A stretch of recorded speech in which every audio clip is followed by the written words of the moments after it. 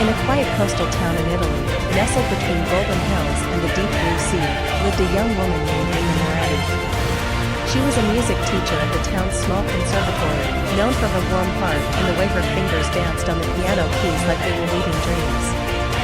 She lived alone in her grandmother's old villa, surrounded by books, old vinyl records, and autumn leaves that seemed to fall in rhythm with her every song.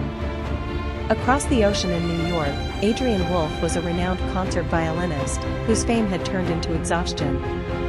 Applause no longer excited him, and the glittering lights of the stage felt cold.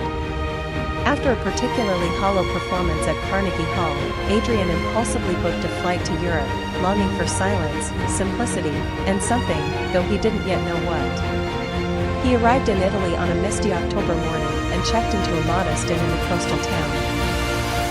There, he wandered the narrow streets and stumbled upon the conservatory, where Lina was leading a group of children in a gentle rendition of Vivaldi's Autumn. Her eyes met his through the glass, and for a moment, the music paused, though only for the two of them. Adrian introduced himself under a false name, afraid his fame might change how she saw him. He said he was simply Adrian, a traveler who loved music. Lina smiled, offering him a warm drink and a seat at the old piano. They talked for hours about Chopin, Debussy, and the power of silence between notes. That afternoon stretched into days, then weeks. Each day, they played music together, Adrian on the violin, Lina on the piano. The music became a language deeper than words. Slowly, Lina's laughter returned to her life, and Adrian's heart began to beat with something other than applause. One night, during the town's Harvest Festival, they performed together in the square beneath string lights and fallen leaves. Their duet was so moving that even the wind seemed to hold its breath. When the final note faded, Adrian looked at Lina, and for the first time in years, felt completely seen. But secrets have a way of echoing through the silence. A tourist recognized Adrian and whispered his real name to Lina. She felt betrayed, not because of his fame, but because he hadn't trusted her enough to be honest. The next day, Lina was gone from the conservatory. The villa was closed. Adrian, devastated, wrote her a letter and left it at her door. In it, he poured out his soul, how he had lost his passion, how meeting her gave his music meaning again, and how he had fallen in love with her, not as a performer, but as a man who finally found his song. Weeks passed. Adrian prepared to return to New York, broken-hearted. But just before he boarded his train, he heard a melody. Soft and familiar, floating through the station. It was their melody. He turned, and there she was, Lina, holding a music sheet with the words, "Play this with me." Not on stage, but in life. Tears blurred his vision as he dropped his bag and ran to her. They kissed beneath the falling autumn leaves, the world around them fading into music once more.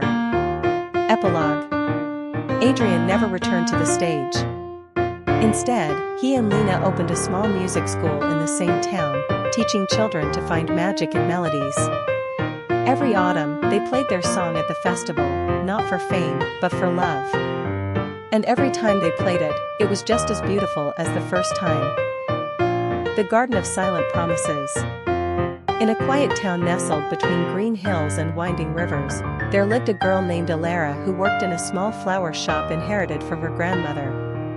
Every morning, she would unlock the doors of bloom and whisper, greet the sun with her shy smile, and carefully arrange the day's bouquets with tender care. Alara believed in the language of flowers. She spoke through petals and colors, crafting unspoken stories with each arrangement. To her, love was not loud or grand, it was soft, like the brush of a daisy on your skin or the slow blooming of a tulip in spring. One rainy afternoon in October, a stranger stepped into her shop. He was tall, with stormy blue eyes and a coat soaked from the rain. He introduced himself as Adrian, a writer new to town, searching for inspiration. The shop smelled of roses and eucalyptus, and Alara's voice was the gentlest thing he'd heard in months. He returned the next day. And the next. Always buying a single flower. Always leaving with a thoughtful gaze. "Do you write about love?" she asked him one morning as she wrapped a white peony in paper. "I try," he said, but love seems too quiet for words. Like your shop, it speaks without speaking. Their moments grew like ivy, quiet, creeping, inevitable.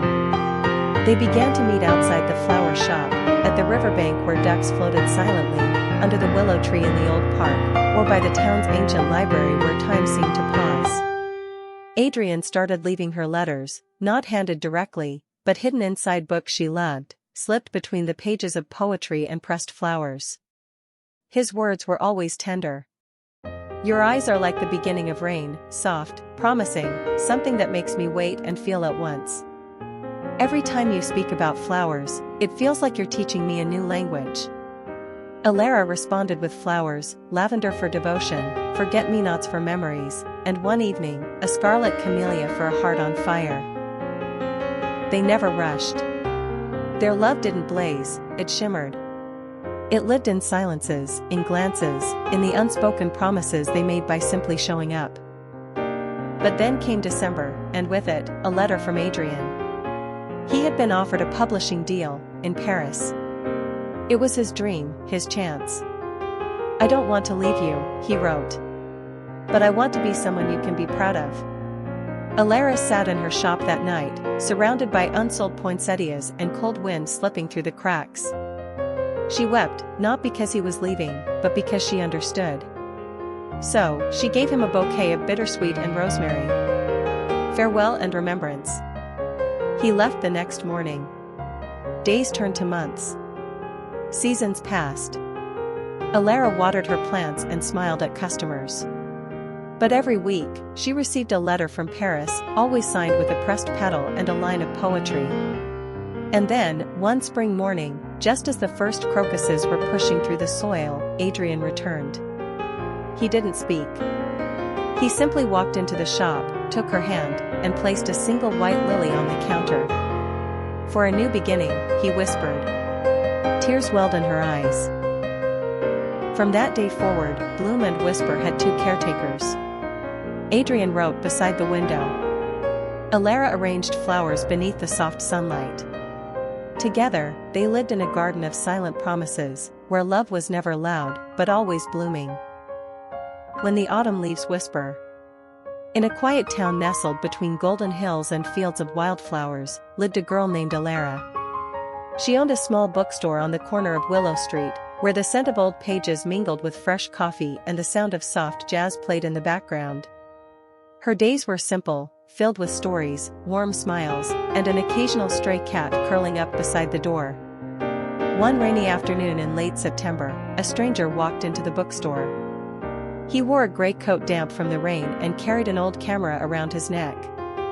His name was Adrian, a travel photographer passing through town to capture the essence of autumn. He wasn't looking for anything except shelter from the storm, but fate often works in silence. They spoke briefly at first.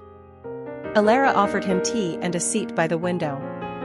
He stayed for hours, flipping through poetry books and occasionally glancing at her. There was something timeless about the way she tucked her hair behind her ear, the way her voice lingered when she spoke of the authors she loved. In the days that followed, Adrian returned. Sometimes with photographs of the town, sometimes with pastries from a nearby bakery, and always with questions about her favorite stories, her dreams, her reasons for staying in such a small town.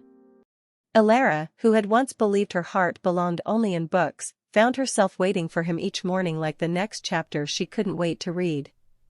They walked under falling leaves, their hands brushing by accident, then purposefully. They sat on park benches sharing secrets, memories, and silent laughter. Adrian took countless pictures of Alara when she wasn't looking, her eyes glowing in golden light, her fingers tracing spines of books, her smile blooming like spring in the middle of autumn. But like all stories, theirs had a ticking clock. Adrian's next destination was Paris, and his flight was in 2 weeks. On their last night together, they sat beneath the old maple tree in the town square. Lanterns glowed overhead, and music drifted from a nearby cafe. Alara leaned into his shoulder and whispered, "I wish this moment could last forever." Adrian held her tighter. "I'll come back," he said, but they both knew the world was wide and full of detours. They kissed, soft and aching, like a promise neither dared to speak aloud. Months passed. Winter snow melted into spring rains, and postcards from around the world began arriving at Alara's bookstore. Rome, Kyoto, Marrakesh. Each carried a photograph of something beautiful, with a simple message on the back. I saw this, and I thought of you. And then, one golden autumn day, exactly a year after they met, Alara opened her bookstore to find Adrian standing at the door. He held no camera, no suitcase. Only a copy of her favorite book and a smile that said everything. I've taken pictures of sunsets, cities, and strangers, he said, stepping closer. But the only story I want to live in is ours. She didn't say a word. She just took his hand, led him inside, and closed the door behind them. And in that quiet little bookstore on Willow Street, their love story truly began.